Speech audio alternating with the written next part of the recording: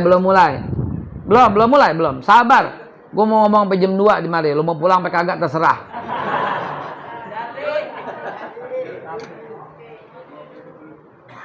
Masya Allah. Kayaknya kekentelan nih. Mesti ditambahin air dikit. Baru ajib. Ma'asyiral muslimin wa jumlatal mu'minin rahimakumullah. Lihatlah apa yang terjadi di tengah-tengah kita, saudara. Ketika akhlak kita kurang ajar sama orang tua kita, jangan ngimpi perjuangan. Antum lagi dibenci oleh Allah sebenci-bencinya makhluk. Hati-hati. Ini contoh, saudara. Karena saya ketua dari MKI, Majelis Keluarga Indonesia, yang hampir setiap hari menerima pengaduan daripada orang tua yang bingung anaknya setelah ngaji, akhlaknya berubah. Bilangnya hijrah, tapi bapak emaknya disalahin melulu. Ustadz, saya girang anak saya ngaji, Ustadz. Terus kenapa ibu? Tapi kenapa ya Ustadz?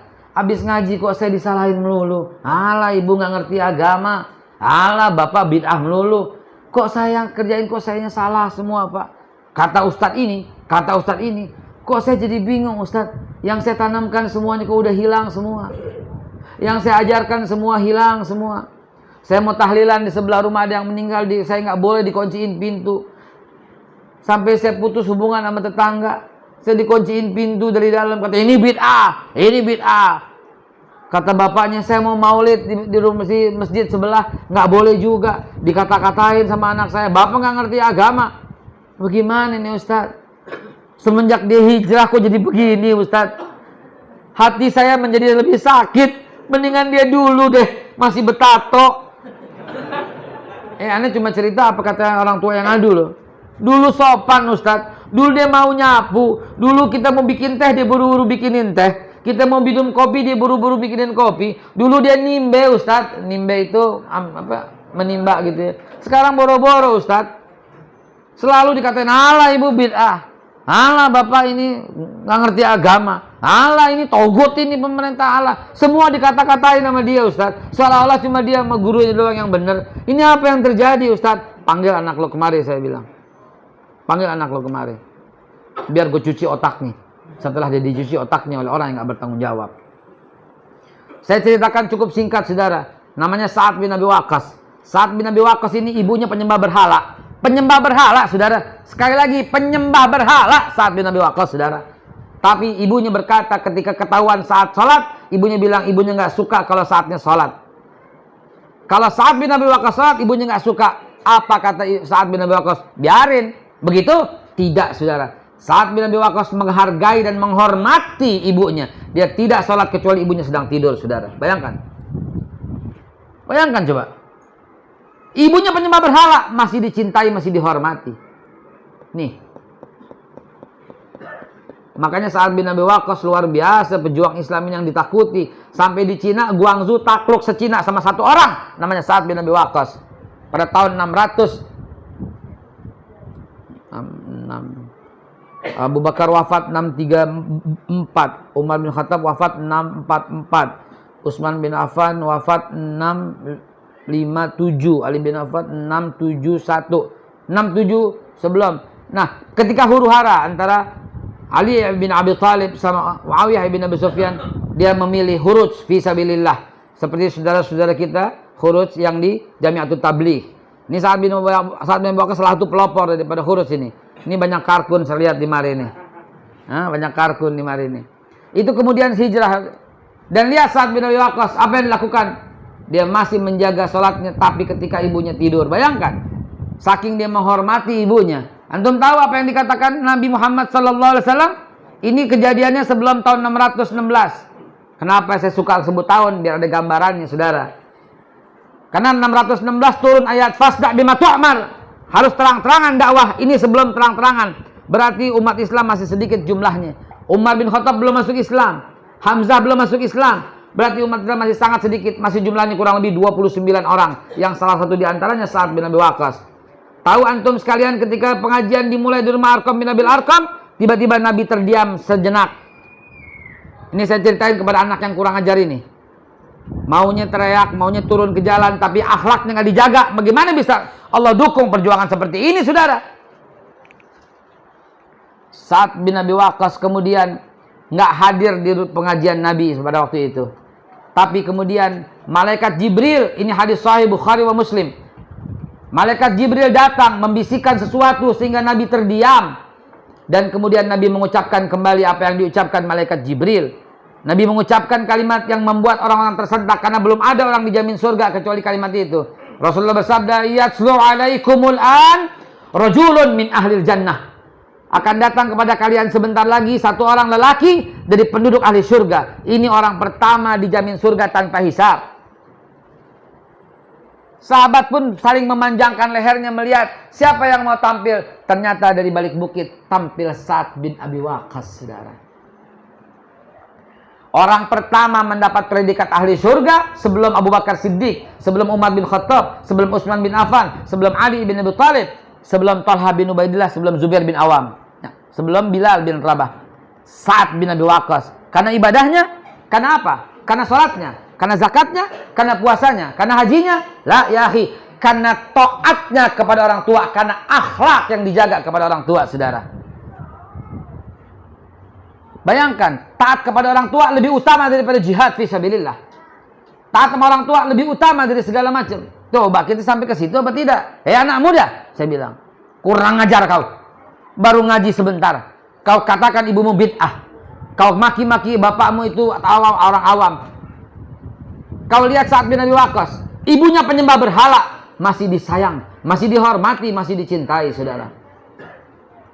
Sa'ad bin Abi Waqqas akhirnya mengatakan kata-kata yang tegas kepada ibunya, tapi tetap menjaga akhlaknya. Wahai ibuku tersayang, kata Sa'ad bin Abi Waqqas ketika ibunya boikot tidak makan 3 hari agar Sa'ad bin Abi Waqqas kembali ke jalan agamanya, ke agama leluhurnya yang menyembah berhala. Wahai ibu, kata Sa'ad bin Abi Waqqas, andai kata ibu punya nyawa 10 dan keluar satu persatu untuk meminta Sa'ad meninggalkan agamanya Nabi Muhammad, tidak akan Sa'ad tinggalkan walaupun satu persatu keluar nyawa. Apa artinya? Saat sayang sama ibu, saat tunggui, nyawa demi nyawa melayang saat tunggui. Tetapi saat nggak akan sanggup meninggalkan agama Nabi Muhammad. Sekarang mari makan ibu, mari makan. Dirayu ibunya sampai ibunya luluh hatinya dan memakan suapan setelah 3 hari tidak makan karena berjanji nggak akan makan sampai saat kembali ke jalan agama nenek moyangnya. Anak muda, saya bilang, ibumu itu juga demikian. Dia tidak menyembah berhala. Dia cuma mau tahlil, dia cuma mau maulid, tapi lihat kata-katamu membuat murka Allah meneteskan air mata ibu. Kamu tahu, saudara, ibumu tuh kepengen belajar, tapi kamu keburu lahir dan dia sibuk membesarkanmu. Dan setelah besar begini jawabannya, demi Allah anak muda, haram surga bagimu. Ketika ibumu berkata, aku haramkan air susuku, haram surga bagimu, saudaraku. Minta maaf kepada orang tua pun gak akan cukup ketika ibumu sudah meninggal dan berkata, aku gak redok ya Allah dengan air susu yang telah diminumnya. Ibumu tuh pengen gitu loh ngaji, tapi karena kau kurang ajar demikian sehingga gak sempet. Demi Allah anak muda, air susu yang paling mahal adalah air susu ibu. Dan ketahuilah, keringat bapakmu itu loh, bapakmu juga kepengen ngaji. Kau katain dia awam, tapi kamu keburu lahir dan di tengah kemiskinannya bapakmu berjuang untuk membesarkanmu. Dan ketika kamu besar begini jawabannya, demi Allah, keringat yang paling berharga adalah keringat bapakmu. Dan ketika besar, begini perlakuanmu. Man arda walidayhi faqad ardallah, wa man askhata walidayhi faqad askhatallah. Saudara sekalian, sengaja saya bawakan ceramah tentang bakti ini. Mulailah dari awal gitu kalau mau perjuangan menang, saudara. Cintai orang tuamu secinta-cintanya. Perbaiki akhlakmu, perbaiki kata-katamu, perbaiki hatimu. Gunakan untuk persatuan dan kesatuan. Jalankan sunnah walaupun sekedar siwak, apalagi kamar mandi, apalagi berkaca, apalagi pakaian dan seterusnya. Allah akan tahu bahwa saatnya menang. Pasti ja'al haq wa zaqal batil, innal batila kana zahuqa. Takbir. Coba kembali lagi saudara dengan jalur perjuangan yang hak seperti ini. Kalau kita konsisten dengan jalur perjuangan seperti ini, otomatis saudaraku, pasti Allah bina persatuan dan kesatuan semua. Pasti Allah kuatkan bangsa kita. Di tengah kemajemukan ini, di tengah Bhinneka Tunggal Ika, Allah subhanahu wa ta'ala akan bergilirkan kekuasaan. Begitu loh saudara.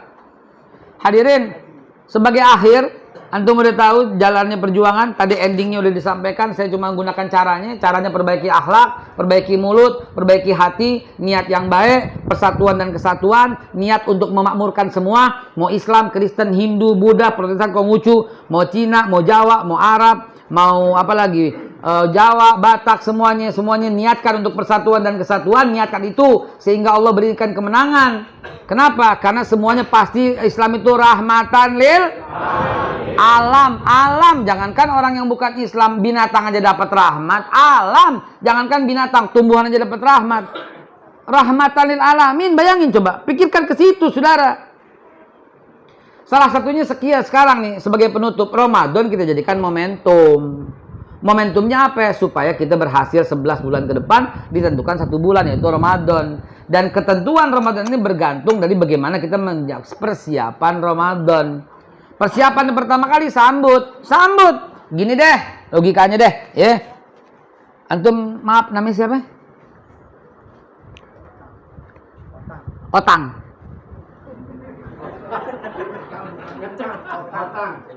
Namanya asli. Utang berapa duit? Pak Otang, ente punya temen SD, lama nggak ketemu, temen sahabat akrab sebangku, 6 tahun ente sebangku sama dia, tambah SMP 3 tahun sebangku sama dia, akrab banget. Tiba-tiba temen ente yang lama itu menghubungin ente, Tang, gue temen lo nih yang SD, yang SMP. Oh iya, gue sekarang jadi mertuanya Sultan Hasan al-Bolkiah. Misal. Nggak apa-apa dong. Menghayal nggak apa-apa kan? Asal jangan mimpi, dilaporin lo. Lah gue mimpi dilaporin. Bolak-balik ke Barreskrim. Jangan salahin polisi, dia menjalankan apa yang dilaporin. Yang lapor ini kita doain ya, biar mudah-mudahan yang laporin jadi orang kaya, mulia, takwa. Doanya nggak ikhlas banget ya. Tapi emang mesti dilawan, emang mesti doa kebaikan, biar aja. Siapa tahu Allah kabulin, betul? Jadi takwa, jadi minta maaf ya. Sampai mana tadi gue ngomong?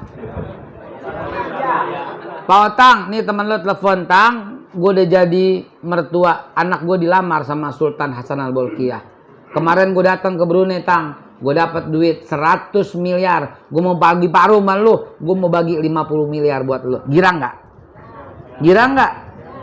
Tang, gue mau nginep rumah lo, sambut nggak? Nyambut nggak? Bagaimana cara sambutan lo? Cepetan, ayo. Bagaimana cara nyambut temen lo yang bawa duit 50 miliar? Ayo.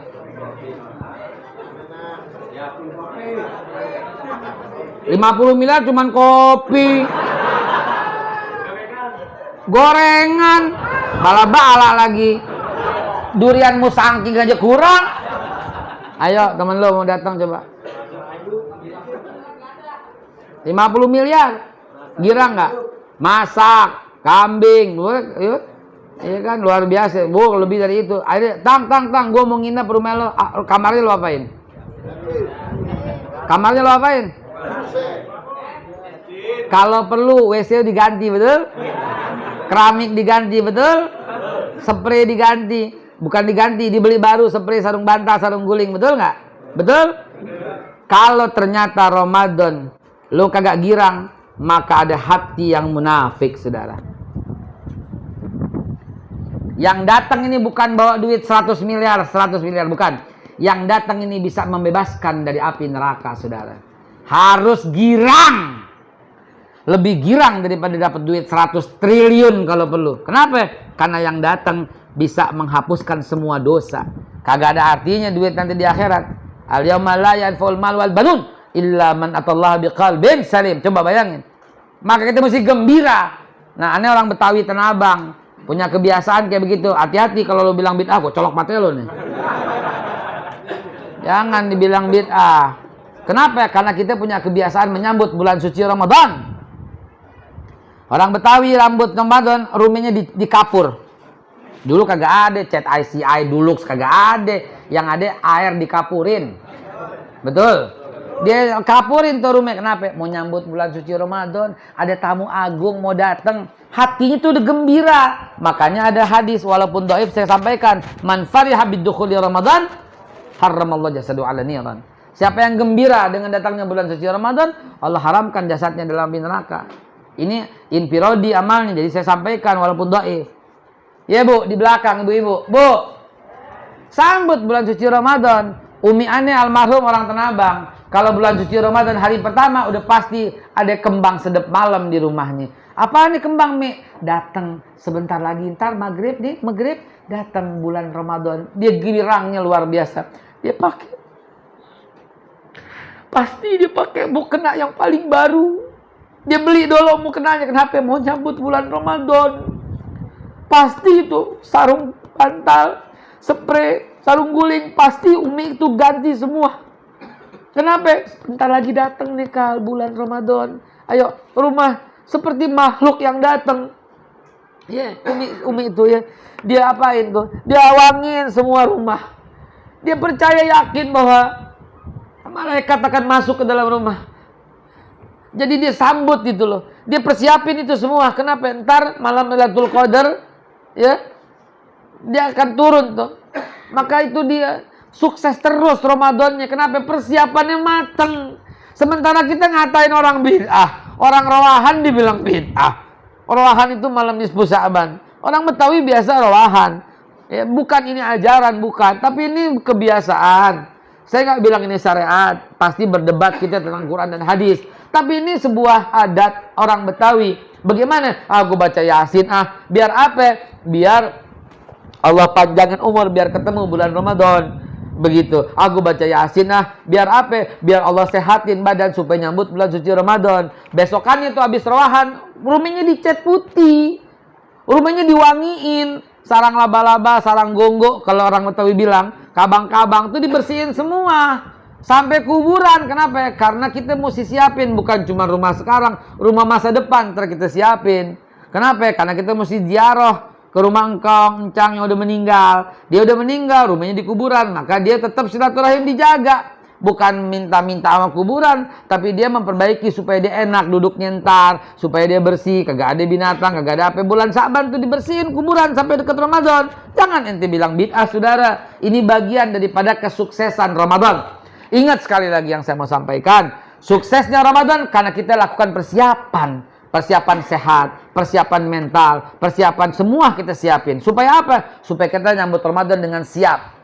Jangan persiapannya pas Ramadan. Ini namanya orang bertanding nggak pakai latihan. Begitu, pasti kalah. Sehingga kita kalah sama setan.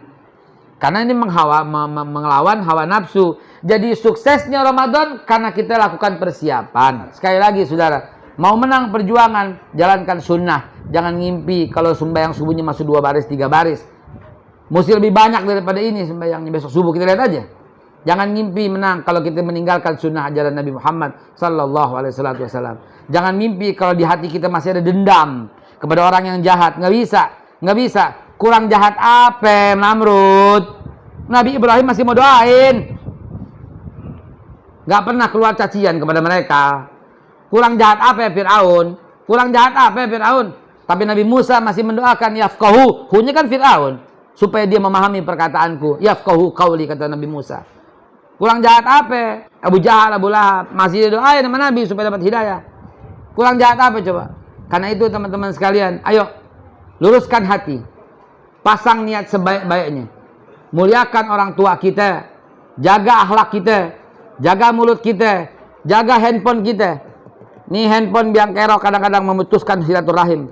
Kalau kita suka menebar hoax. Handphone juga yang selalu menjadi alat bukti karena kita sering melakukan SMS, WhatsApp, dan kejahatan dan lain-lainnya melalui handphone. Hati-hati saudara. Handphone ini bahaya kalau umpamanya kita nggak bisa jaga. Handphone ini lisan kita sebenarnya. Dan apa kata Nabi? Nabi tahu salamatul insan fi hifzil lisan. Selamatnya orang tuh karena lisan. Kalau sekarang lisan tuh ini media. Dan apa kata Rasulullah Subhanahu wa taala dalam Al-Qur'an tentang media?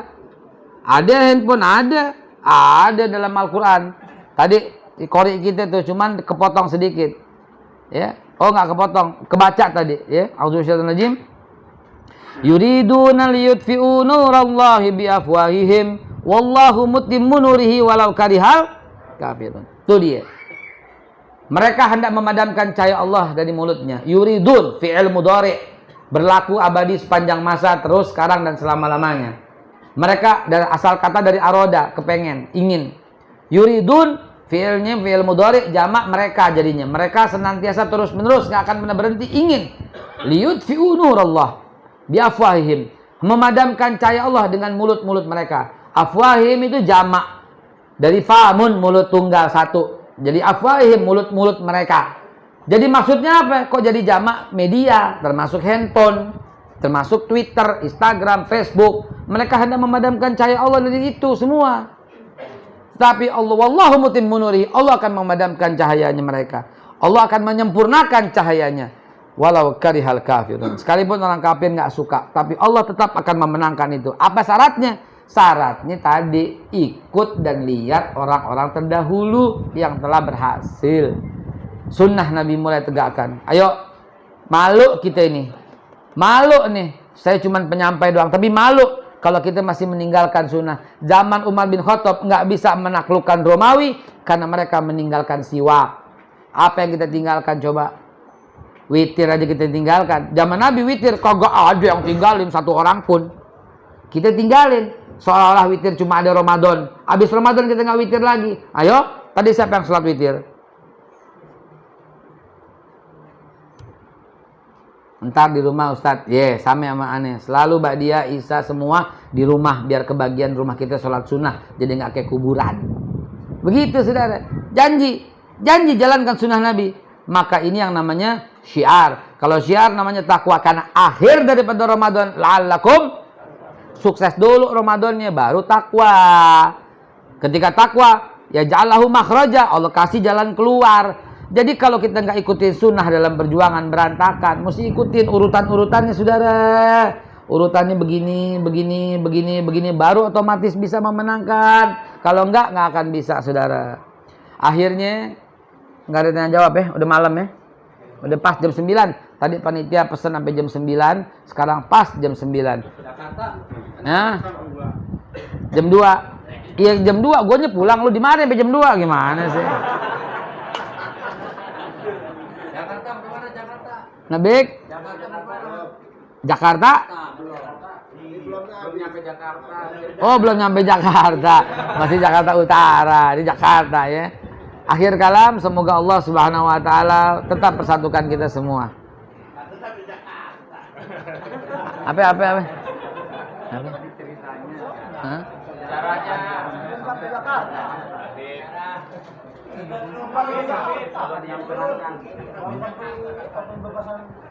Kita ketemu lagi bulan Ramadan. Ya. Masya Allah, gue dipoto. Siapa nih? Saya ada kenal dia nggak nih? Oh Pak RT, Pak RT. Wah biasa Pak RT kan. Wah Pak RT. Wah Pak RT. Pak RT sini ah. Teh, foto di samping gue dong. Sini dong. Pak RT ini. Bismillahirrahmanirrahim.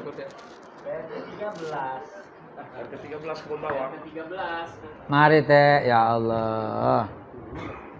Baik, kalau begitu mudah-mudahan Allah Subhanahu wa taala satukan kita ya. Akhir kalam kita minta kepada Allah Subhanahu wa taala, Allahumma ya Allah nih kita minta doa betul-betul ya. Doa ya. Ya. Saya percaya banget keajaiban daripada mukjizat suratul Fatihah. Percaya banget. Kenapa? Karena lebih oh iya. Apa yang saya sampaikan saya simpulkan di buku. Ya, apa yang saya sampaikan tadi tahun demi tahun saya simpulkan di buku.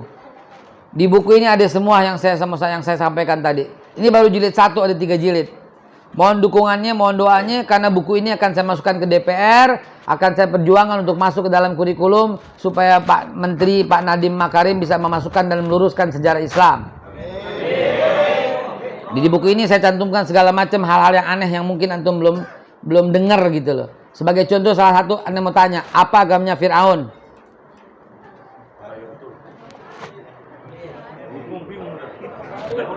Apa agama Fir'aun? Yahudi ada tahun 930 sebelum Masehi. Waktu Nabi Sulaiman wafat, baru muncul agama Yahudi. Kenapa ya? Karena dia pengen menguasai harta Nabi Sulaiman. Dari dua orang keturunannya, Yerobeam dan Rehabeam.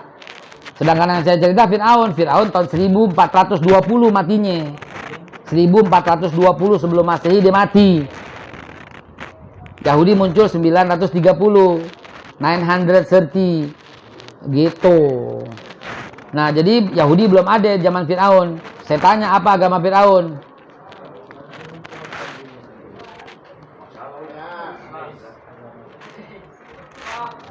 Wih.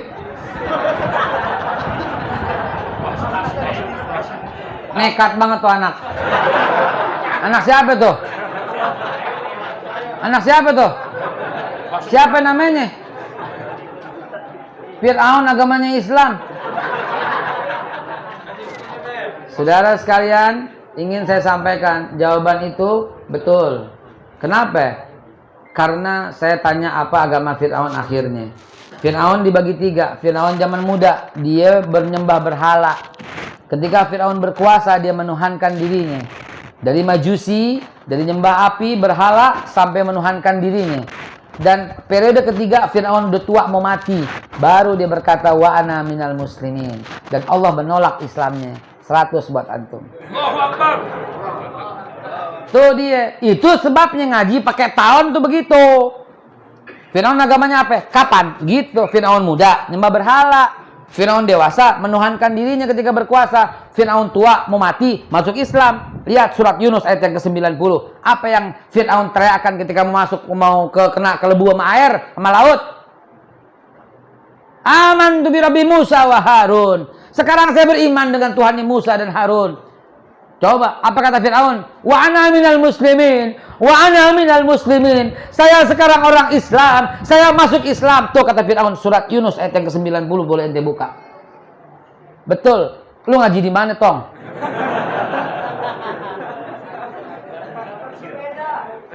Ya. Ini. Kenapa? Keluarga Pak RT. Ya Allah.